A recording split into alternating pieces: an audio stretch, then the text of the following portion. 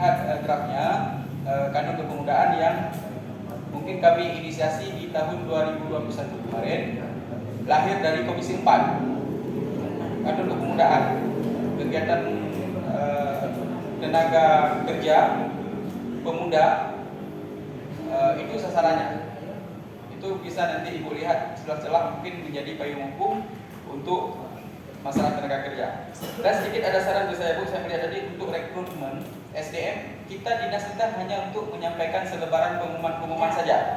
Nah, ini coba Ibu nanti lihat secara regulasi, untuk penyeleksiannya itu harus terlibat kita. Jadi mungkin dapat kita minimalisir permainan-permainan dalam upaya meloloskan tenaga kerja. Mungkin kalau tidak ada dusta di antara kita, seperti kata Ibu tadi, terlibat Pemda itu akan lebih higienis terhadap penerimaan calon tenaga kerja. Baik, terima kasih pimpinan.